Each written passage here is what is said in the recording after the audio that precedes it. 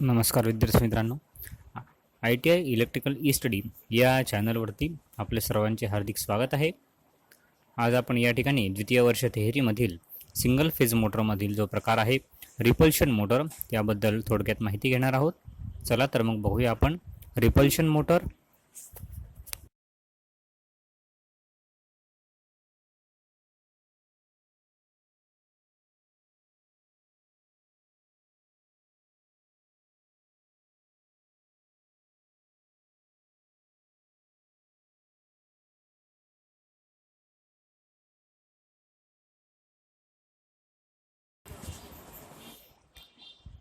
Repulsion motor AC सप्लायच्या बदलतीय चुंबकीय क्षेत्रामध्ये जर आपण एक शॉर्ट सर्किटेड कॉईल जर ठेवली तर त्या कॉईलच्या भोवती चुंबकीय क्षेत्र तयार होते आणि हे चुंबकीय क्षेत्र तयार होऊन सारखेच मॅग्नेटिक पोल त्या ठिकाणी निर्माण होतात आणि हे जे सारखे मॅग्नेटिक पोल आहे त्या सारख्या मॅग्नेटिक पोलमध्ये अपसरणाची प्रेरणा निर्माण होते आणि अपसरण होऊन ती जी कॉईल आहे त्या कॉईलला टॉर्क मिळतो. या तत्वावरती ही जी रिपल्शन मोटर आहे ते रिपल्शन मोटर कार्य करते. ACच्या बदलत्या चुंबकीय क्षेत्रामध्ये जर आपण एक शॉर्ट सर्किटेड कॉईल ठेवली तर या कॉईलच्या भोवती देखील चुंबकीय क्षेत्र तयार होतं आणि त्या ठिकाणी सारखेच मॅग्नेटिक पोल हे निर्माण होतात आणि जे सारखे मॅग्नेटिक पोल आहे त्या सारख्या मॅग्नेटिक पोलमध्ये अपसरणाची प्रेरणा निर्माण होते, म्हणजे ते एकमेकांपासून दूर ढकलले जातात आणि या तत्वावरती त्या कॉईलला टॉर्क मिळतो. आणि हे जे याच्यानुसार ही जी रिपल्शन मोटर आहे ही रिपल्शन मोटर ही या ठिकाणी कार्य करत असते. ही जी रिपल्शन मोटर आहे या रिपल्शन मोटरचे 3 प्रकार पडतात. पहिला प्रकार आहे प्लेन रिपल्शन मोटर. दुसरा आहे repulsion start induction run motor आणि तिसरा प्रकार आहे रिपल्शन इंडक्शन मोटर. असे 3 प्रकार या रिपल्शन मोटरचे येतात. तर आता आपण थोडक्यात माहिती बघूया. पहिला प्रकार प्लेन रिपल्शन मोटर.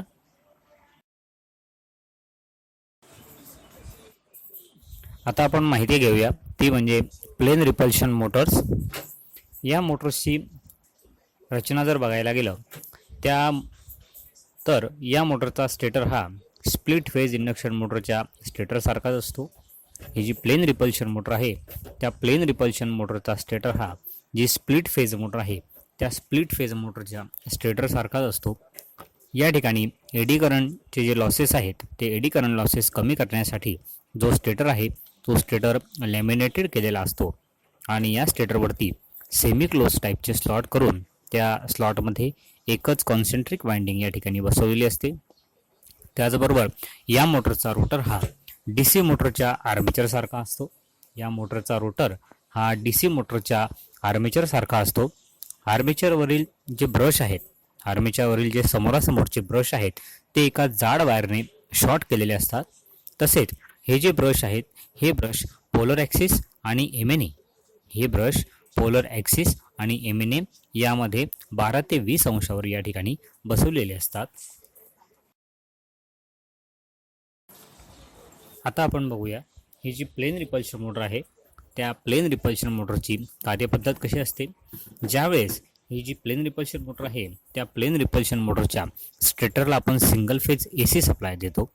सिंगल फेजचा AC सप्लाय ज्यावेळेस आपण या मोटरच्या स्टेटरला दिला जातो त्यावेळेस या स्टेटरमध्ये बदलते चुंबकीय क्षेत्र हे निर्माण होते.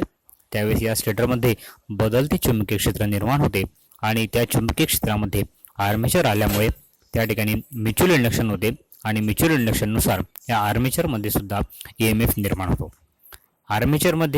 आर्मेचरचे जे ब्रश आहेत ते आपण बाहेरून शॉर्ट केलेले आहेत. आर्मेचरचे ब्रश हे बाहेरून शॉर्ट केल्यामुळे करंट वाहण्याला मार्ग त्या ठिकाणी नसल्याने ब्रशच्या मध्ये एडी करंट वाहू लागतो. ब्रशच्या मधल्यामध्ये या ठिकाणी एडी करंट व्हायला सुरुवात होते आणि त्या ठिकाणी आर्मेचर भोवती जे चुंबकीय क्षेत्र आहे ते चुंबकीय क्षेत्र हे निर्माण होतं.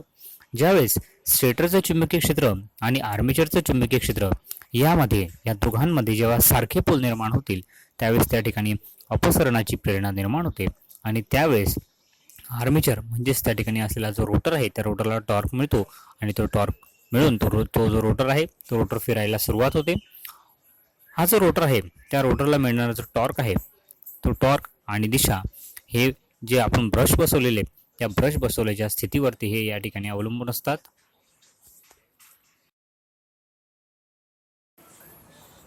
आता आपण बघूया ही जी प्लेन रिपल्शन मोटर आहे त्या प्लेन रिपल्शन मोटरचे गुणधर्म कोणते कोणते, त्याचबरोबर तिचा उपयोग कोणकोणत्या ठिकाणी केला जातो. त्या मोटरचा गुणधर्म बघत असताना ही जी मोटर आहे प्लेन रिपल्शन मोटर, हिचा स्टार्टिंग टॉर्क हा अतिशय चांगला असतो. त्याचबरोबर ही जी मोटर आहे ही मोटर स्टार्टिंगचा जो करंट आहे तो स्टार्टिंग करंट देखील कमी घेते. लोडवरती या मोटरचा स्पीड हा कमी होत असतो.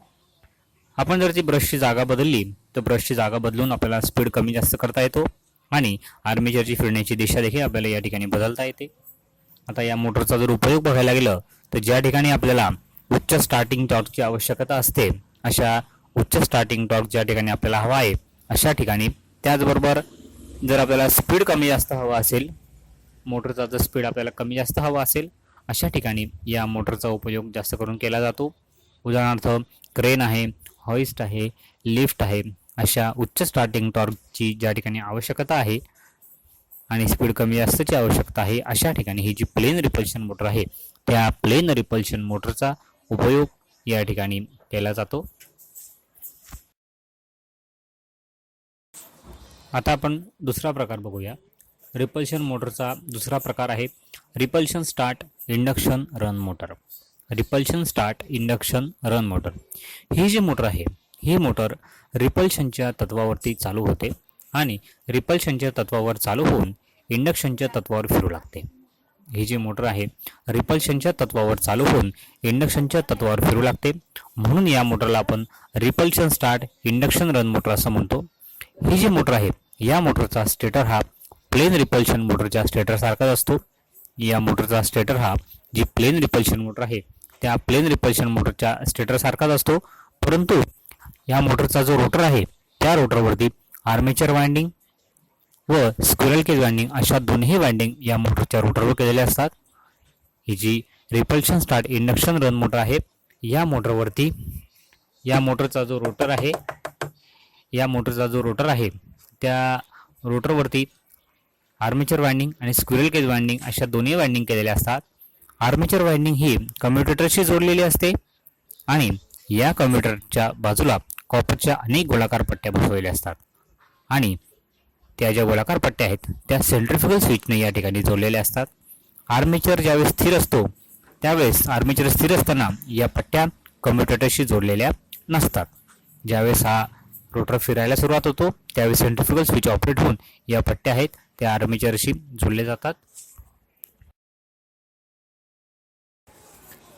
आता आपण बघूया ही जी repulsion start induction run motor आहे त्या मोटरची कार्यपद्धत कशी आहे. ज्यावेळेस आपण ही repulsion start induction run motor आहे या मोटरला आपण ही जी मोटर आहे या मोटरच्या स्टेटरला आपण जेव्हा सिंगल फेजचा AC सप्लाय देतो त्यावेळेस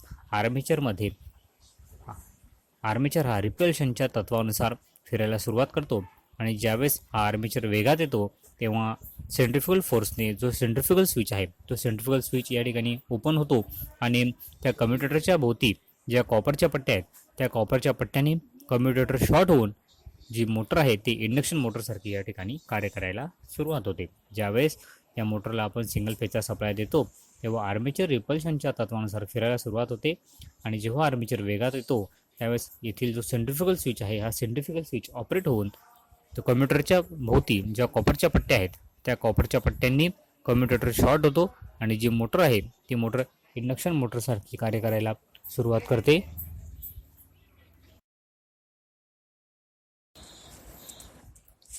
आता आपण माहिती घेऊया ती म्हणजे रिपल्शन इंडक्शन मोटर. ही जी रिपल्शन इंडक्शन मोटर आहे या रिपल्शन इंडक्शन मोटरचा स्टेटर हा देखील प्लेन रिपल्शन इंडक्शन मोटर त्याचबरोबर repulsion start induction run motor या मोटरसारखाच असतो, परंतु या मोटरचा जो रोटर आहे म्हणजे जो आर्मेचर आहे तो थोडा वेगळ्या पद्धतीचा असतो. या मोटरच्या आर्मेचरवरती आर्मेचर वाइंडिंग केलेली असून त्या वाइंडिंगचे जे टोकं आहेत ते कम्युटेटरशीच जोडलेले असतात. तसेच त्या आर्मेचरच्या तळाशी एक स्क्विरल केज वाइंडिंग देखील केलेली असते. या मोटरचा जो रोटर आहे म्हणजे जो आर्मेचर आहे त्या आर्मेचरवर आर्मेचर वाइंडिंग केलेली असून त्या आर्मेचर वाइंडिंगची जी टोकं आहेत ती कम्युटेटरशीच जोडलेली असतात. त्याचबरोबर जो आर्मेचर आहे त्या आर्मेचरच्या तळाशी एक स्क्विरल केज वाइंडिंग देखील या ठिकाणी केलेली असते. या मोटरचा जो स्टेटर आहे त्या स्टेटरला ज्यावेळेस आपण सिंगल फेजचा सप्लाय देतो त्यावेळेस सिंगल फेजचा सप्लाय दिल्यानंतर सुरुवातीला आर्मेचर वाइंडिंग जी आहे ती आर्मेचर वाइंडिंग कार्य करून रोटरला या ठिकाणी टॉर्क मिळतो आणि रोटर फिरायला सुरुवात होते. रोटर या ठिकाणी वेगात आल्यानंतर जी स्क्विरल केज वाइंडिंग आहे ती स्क्विरल केज वाइंडिंग या ठिकाणी कार्य करते आणि दोन्ही वाइंडिंगचे टॉर्क हे एकमेकांना मदत करून जो रोटर आहे तो रोटर या ठिकाणी सतत फिरत राहतो. यानुसार ही जी रिपल्शन इंडक्शन मोटर आहे ती या ठिकाणी कार्य करते. आता आपण बघूया जी रिपल्शन इंडक्शन मोटर आहे त्या रिपल्शन इंडक्शन मोटरचे गुणधर्म कोणकोणते, त्याचबरोबर त्यांचे उपयोग कोणकोणते. ही जी रिपल्शन इंडक्शन मोटर आहे या मोटरचा स्टार्टिंग आणि रनिंग टॉर्क हे दोन्ही चांगले असतात. त्याचबरोबर या मोटरचा पॉवर फॅक्टर देखील या ठिकाणी चांगला असतो आणि तो फुल लोडवरती 0.9 लॅगिंगपेक्षा जास्त असतो. ही जी मोटर आहे या मोटरची कार्यक्षमता ही चांगली असून ही स्टार्टिंग करंट देखील कमी घेते. ही जी मोटर आहे या मोटरचा स्टार्टिंग टॉर्क आणि रनिंग टॉर्क हे चांगले असतात. त्याचबरोबर पॉवर फॅक्टर देखील चांगला असतो आणि तसंच या मोटरची कार्यक्षमता देखील चांगली असते. आता या मोटरचा जो उपयोग आहे ह्या मोटरचा उपयोग ज्या ठिकाणी आपल्याला उच्च स्टार्टिंग टॉर्कची आवश्यकता आहे अशा ठिकाणीच या मोटरचा उपयोग केला जातो. उदाहरणार्थ रेफ्रिजरेटर आहे, कॉम्प्रेसर आहे, लेथ मशीन आहे, अशा ठिकाणी ही जी रिपल्शन मोटर आहे या रिपल्शन मोटरचा वापर या ठिकाणी केला जातो.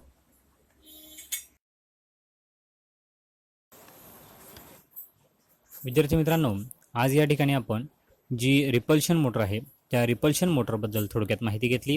त्याचबरोबर ज्या रिपल्शन मोटरचे जे प्रकार आहेत प्लेन रिपल्शन मोटर, त्याचबरोबर repulsion start, induction run motor आणि रिपल्शन इंडक्शन मोटर या तिन्ही प्रकारांबद्दल थोडक्यात माहिती घेतली. धन्यवाद.